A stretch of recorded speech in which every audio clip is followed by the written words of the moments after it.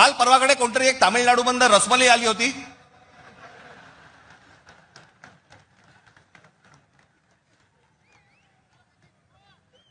तो सांगतो मुंबईचा आणि म्हणजे महाराष्ट्राचा संबंध काय. तुझा काय संबंध आहे इथे याचा.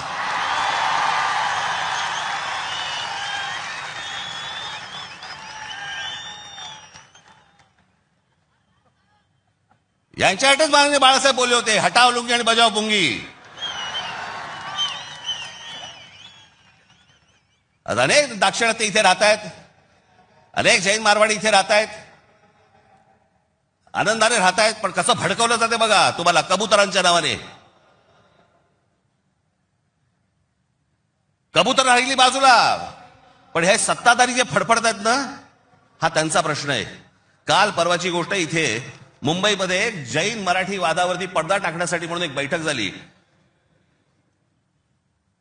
ही बातमी फक्त नवाकाळला आली होती.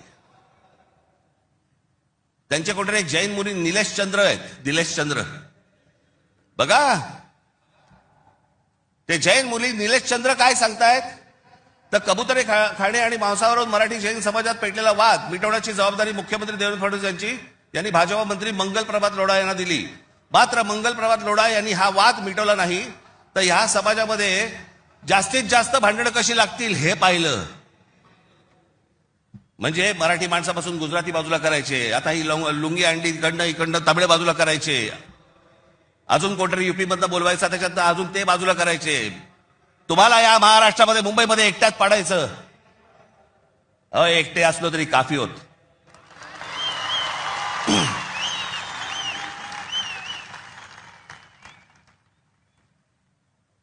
नको त्या वादात जाऊ नका. आमच्या यांच्या गुजरातमधनं बिहारी लोकांना ज्यावेळेला हकलवले त्याच्या बातम्या नाही होत.